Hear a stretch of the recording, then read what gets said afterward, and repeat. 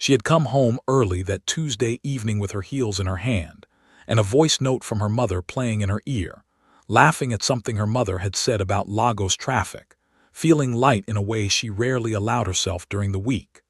The penthouse smelled like white tea candles and the faint cedar of Seojun's cologne, and everything felt exactly the way a home is supposed to feel when you have built it carefully with someone you love. She sat down at the desk to charge her phone. She had not meant to look at his laptop, but the screen was open, and the messages were right there. She read them once, then again, then a third time because the first two times her brain simply refused to accept what her eyes were seeing. There was a video file sitting at the bottom of the thread. Her finger moved to the trackpad before her mind could stop it. She watched 11 seconds before she closed the laptop. Then she sat very still in the candlelit room, and outside Seoul glittered 32 floors below her, indifferent and dazzling and eternal. And inside, something that had taken 8 years to build cracked cleanly in two. And what she did next nobody saw coming. Not Seojun, not Cha Yeonjai, not Seoul's entire business world, but I will get to that. If you are new here, this is Afro-Soul Diaries with D. And if stories about love, betrayal, and a woman who refuses to stay broken are the kind of thing that keeps you up at night, subscribe right now, because you are exactly where you need to be. Amara Osai was not a woman who fell apart in public.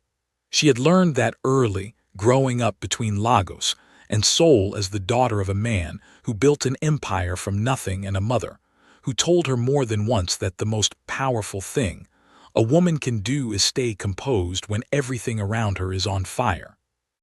By 28, she was the director of Osai Global, a conglomerate with deep roots in both West Africa and South Korea, and she moved through Seoul's business world with the kind of authority that made people straighten their posture when she entered a room. She was tall, with deep mahogany skin that seemed lit from within, high cheekbones, wide dark eyes that tilted slightly at the corners, and a crown of thick natural coils she wore like exactly what it was. She was the kind of beautiful that did not ask for your attention, it simply arrived. Park Seo-jun was the kind of handsome that felt almost unfair to everyone else in the room. Sharp jaw, angular features, amber eyes that held a depth most people never got close enough to read. He had grown up poor in Mapogu, raised in a welfare group home, and he carried that history the way some people carry old injuries, without complaint, but never forgetting it was there. He was a brilliant materials science researcher, self-made and steady, and Amara had loved him with the kind of love that rewrites your future without asking your permission first. She had pursued him patiently through 3 years at Seoul National University, had set up a scholarship in his name, had bought a small research facility in Yongsan just so his team could work without constraint. To everyone watching, their love story was the most beautiful thing in Seoul. But what no one watching knew, what Amara herself was only beginning to understand that Tuesday night, was that something had been moving underneath that love story for a long time, patient and destructive, the way rot moves inside a wall. She did not cry that night. She called Jae-hyun at 11 p.m., and when Jae-hyun picked up, Amara's voice was smooth and controlled, the voice she used in boardrooms when she was about to dismantle someone's argument with a single sentence. "I need you to arrange something for me. I will explain tomorrow, not over the phone."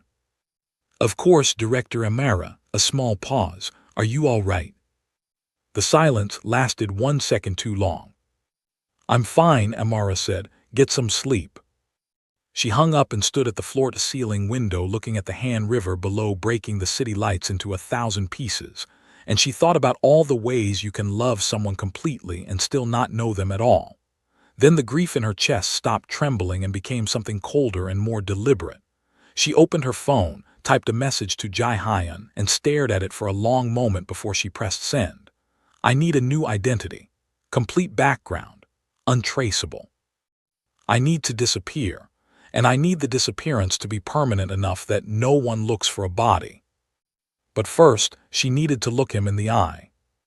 Seo-jun came home the next evening at 7 carrying the takeout she liked from the pajangmatcha near his old lab, because even after 8 years he still moved through the city like a man who had grown up counting coins, always finding the places that cost less and tasted more honest. She was sitting at the dining table, calm, glass of red wine in her hand. The apartment lit softly around her. He looked at her and stopped walking. Something in her stillness told him before she said a single word. Amara. Sit down, Seo-jun. He sat. She placed her phone on the table between them and pressed play. The recording filled the room.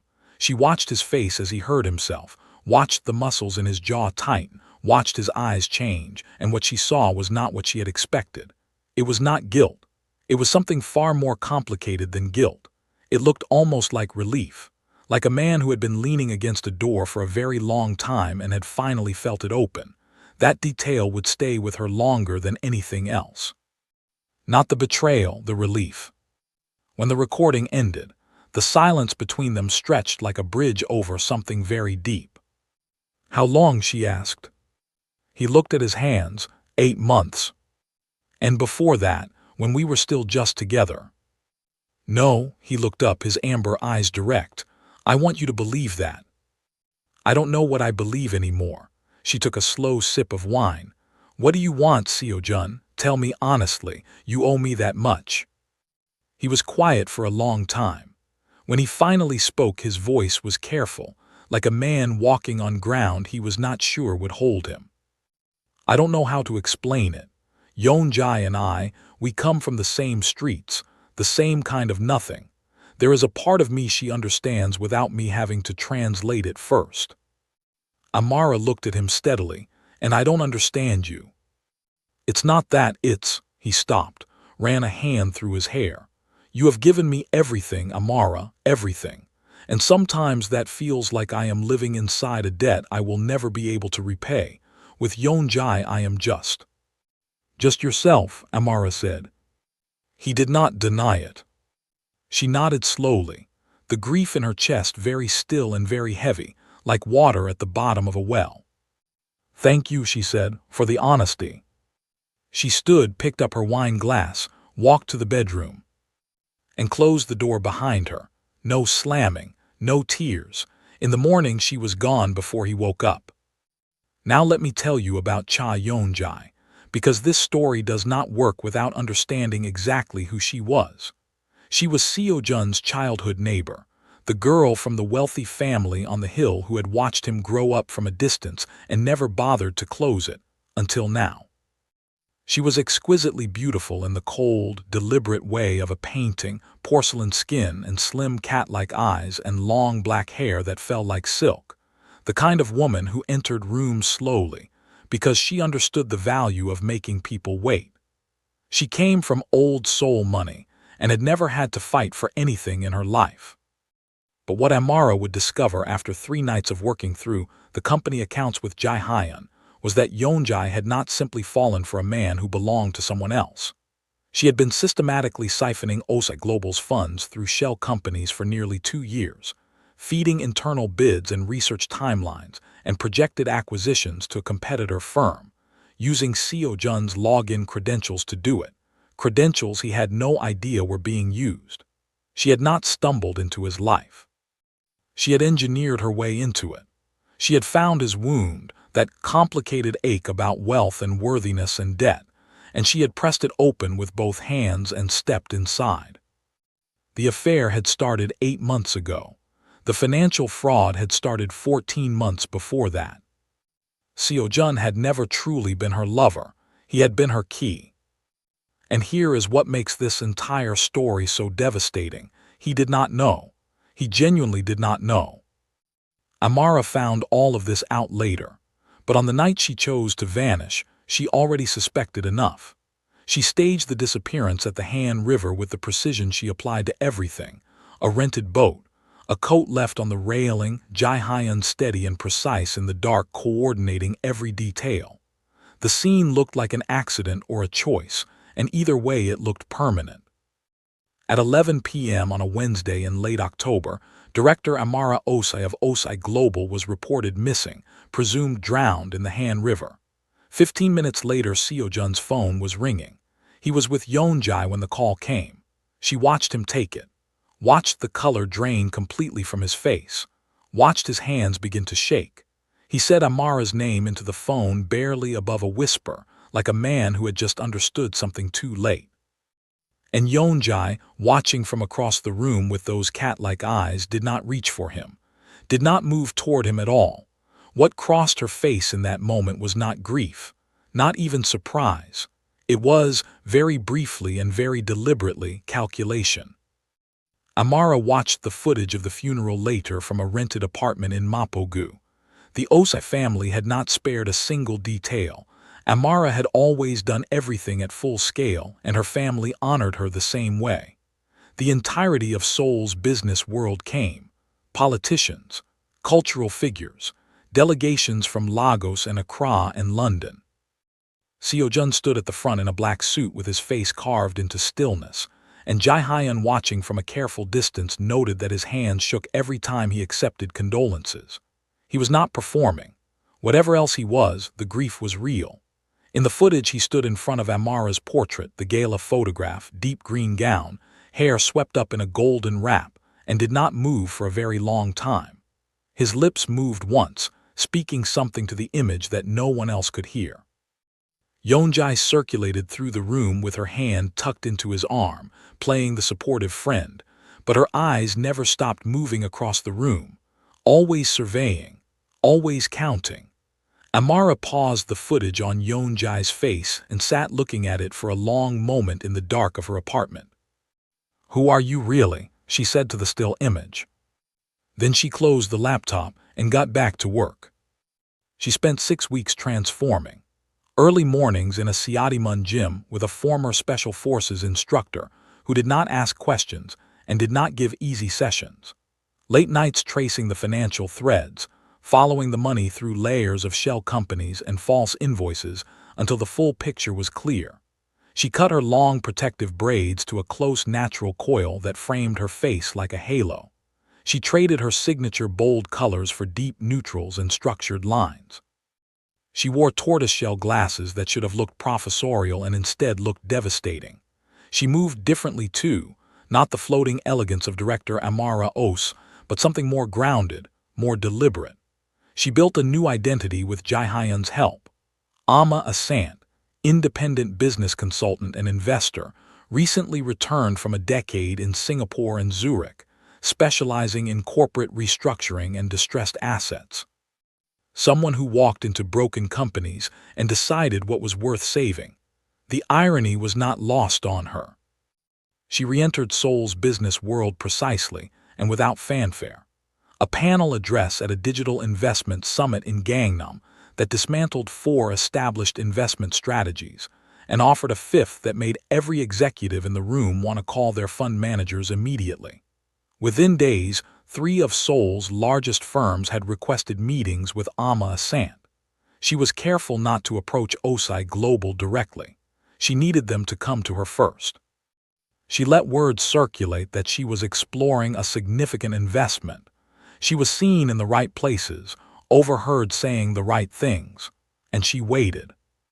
If you are still here and this story is getting under your skin, this is the moment to hit that like button, because what comes next is the part that changes everything. Osai Global came to her on a Thursday through an intermediary, requesting a meeting on behalf of Cha Yeon-jae, who had in 6 weeks risen from Seo-jun's girlfriend to interim chief strategy officer of Amara's own company. Amara read the message twice, folded it, set it down, breathed carefully through her nose. Then she told Jae-hyun to arrange it for Tuesday. Sitting across from Yeon-jae in the Osai Global boardroom, her boardroom, with her mother's bronze sculpture still warm in the corner and Uido glittering through the floor-to-ceiling windows, was one of the strangest experiences of Amara's life. Yeon-jae was impeccably presented, cream wool blazer, hair down and gleaming, the kind of beauty maintained at considerable effort and intended to communicate both power and desirability at once. She looked at Amara with bright, assessing eyes and began to describe Osai Global with the proprietary ease of a woman who already considered it hers. Ms. Asant, we believe Osai Global represents a unique opportunity for a forward-thinking investor.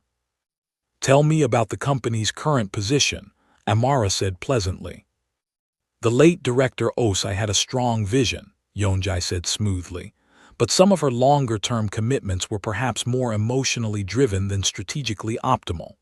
The foundation work, the youth programs in West Africa, the scholarship endowments, admirable of course, but not revenue-generating.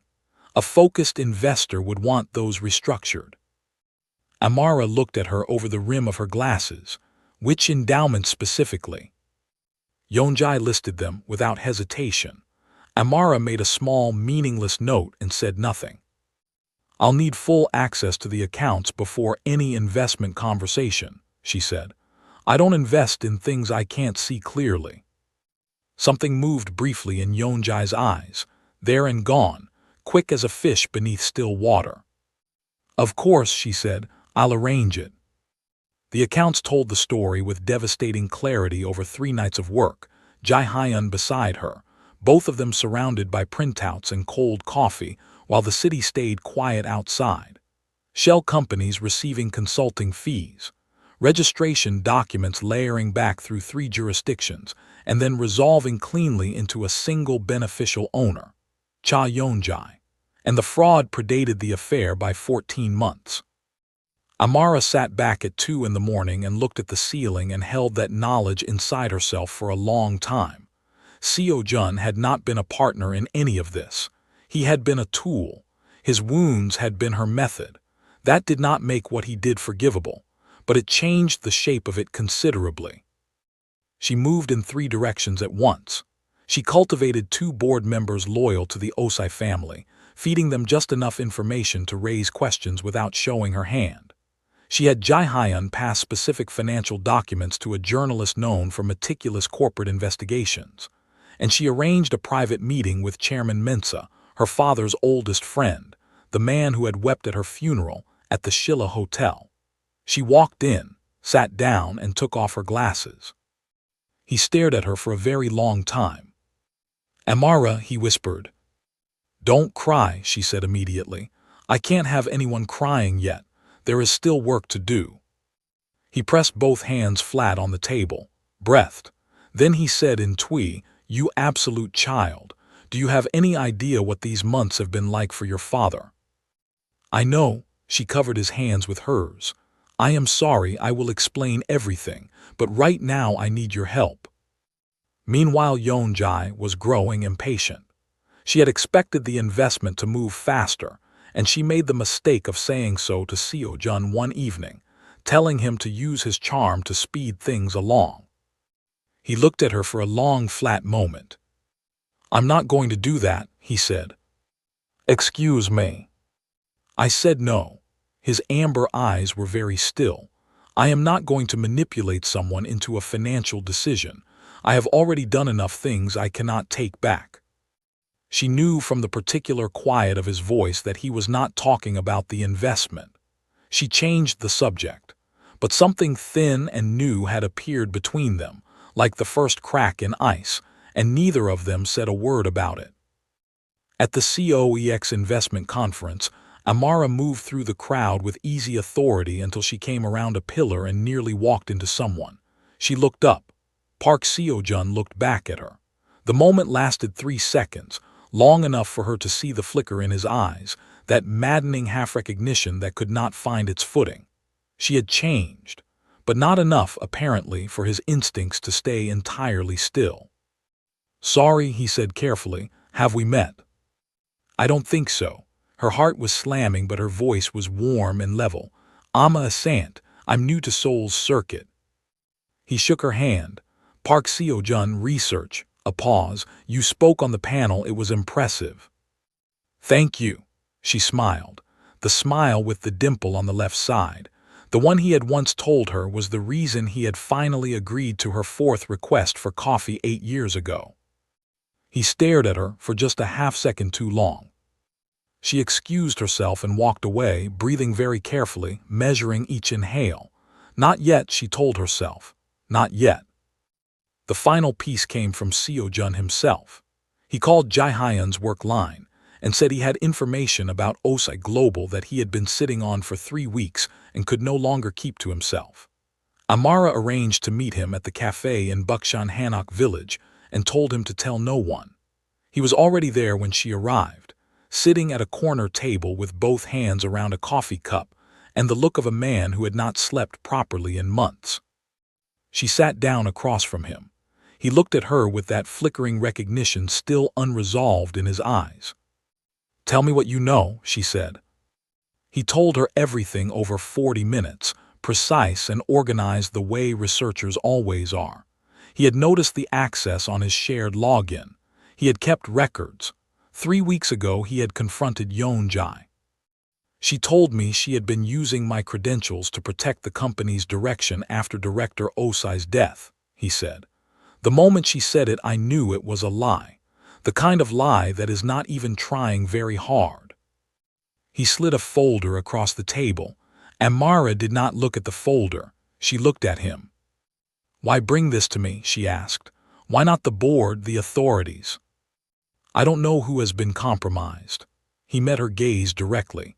"And Director Osai was someone I wronged. Badly. She is gone and I cannot fix that, but I can try to protect what she built. It is the only thing I have left that I can actually do." "You loved her," Amara said. He looked at the table. "I don't deserve to say that." "That wasn't what I asked." His jaw tightened. "Yes," he said. "I loved her. I was also a coward. Both of those things were true at the same time, and I did not know how to carry that, and so I made choices I will not stop regretting for as long as I live." Outside, a light October rain had begun, streaking the window and softening the old tiled rooftops into watercolor. "Give me the folder," Amara said. She took it without opening it, stood, gathered her coat. She paused at the edge of the table. She was close enough to see the small scar on his chin from a lab accident he had told her about on their 4th date, a scar she had kissed once at 4 in the morning when neither of them could sleep. She walked out into the rain. Everything moved at once after that. Chairman Mensah convened the emergency board session. The journalist published. Law enforcement moved on the shell companies simultaneously. The competitor firm's connection to Yeonjae unraveled with extraordinary speed once investigators began pulling the right threads. And Amara did not let it happen in the background. She made sure that when Yeonjae fell, she fell in full view of everyone who had watched her sit in Amara's chair. Every board member, every major investor, every relevant media contact received the full picture: who Yeonjae was, what she had done, how long she had been doing it, and how completely she had been dismantled by someone she had believed was safely dead.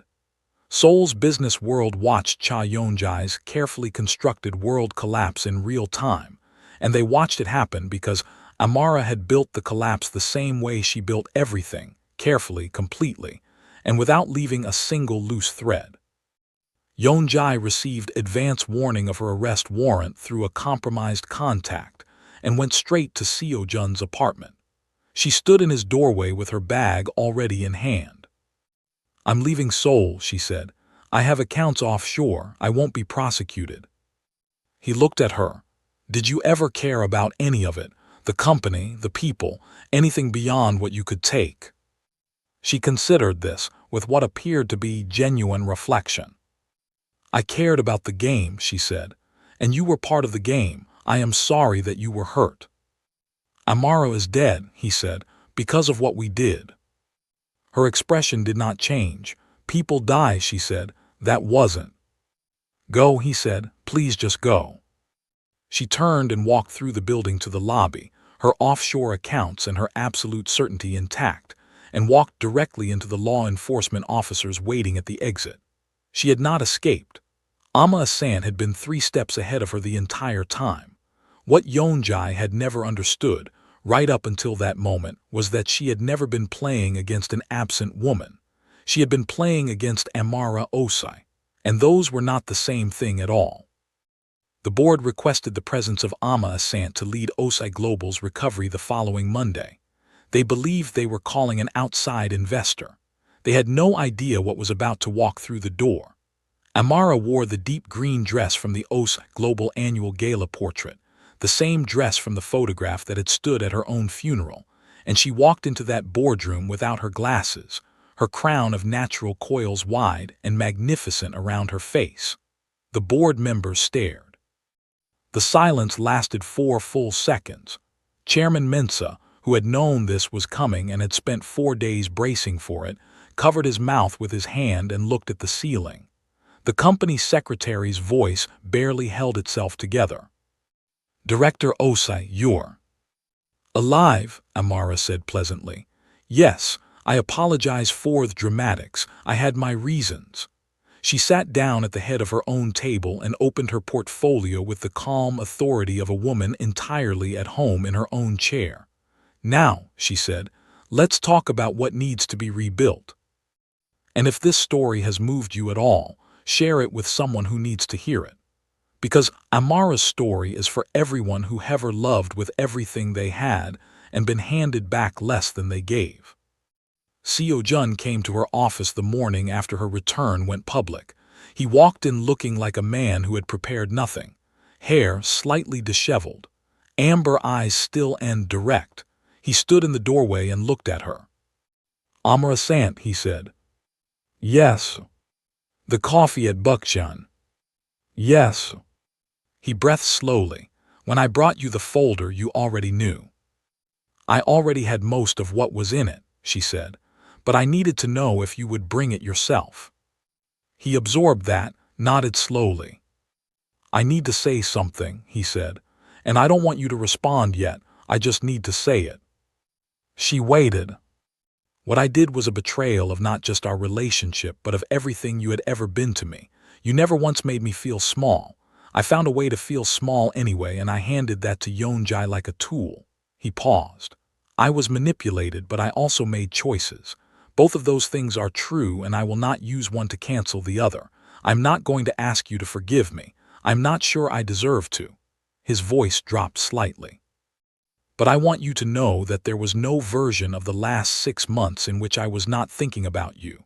You are the person I failed most completely in my life, and I will carry that." He looked at her steadily. "That is all, I just needed to say it." He turned to leave. "Seo Jun." He stopped. "Sit down," she said. Osai Global was rebuilt from the foundation over the months that followed. The youth programs expanded. The scholarship endowments doubled. Every department head was asked the question that should always have been asked: what do you actually need? It was good work, honest work. Seo Jun's research grant came through, and the Children's Materials Lab at the Mapo Welfare Home broke ground in June, funded by an anonymous donation he could not trace but somehow already understood the source of. He sent a message to an unsaved number. "Thank you for the anonymous donation. I don't know how you knew, but thank you." The number saved itself in his phone that night. A reply did not come for 3 days. When it did, it was 4 words: "Keep doing good work." The spring came to Seoul the way it always does. Sudden and extravagant, cherry blossoms erupting along the Han River paths in that gorgeous brief riot of pink that Seoulites take personally, as if the city arranged the beauty specifically for them. Amara walked the river path on a Sunday morning with her shoes off and her feet in the grass and her natural crown loose and catching the light, and Seoul glittered around her, and the petals fell in slow spirals and caught in her hair. She was not entirely healed. She thought she might not be entirely for a long time. Healing and wholeness are not the same thing. You can carry a scar and still run. She stopped where the blossoms were heaviest and stood in the middle of it all and breathed. And Amara Osai, who had been broken and had refused to stay that way, kept walking. There are stories that end with justice. There are stories that end with forgiveness. This one ends with a woman in the spring light who knows exactly who she is and is deciding, very deliberately, what comes next. 2 questions, and I want your honest answers in the comments. Can a man who grew up with nothing ever truly be at peace with a woman who has everything? Or will he always find a way to pull away, not because she did anything wrong, but because her greatness made him feel like he could never measure up? And secondly, did Amara go too far, or did she go exactly far enough? Drop your answers below. I want to know what you think.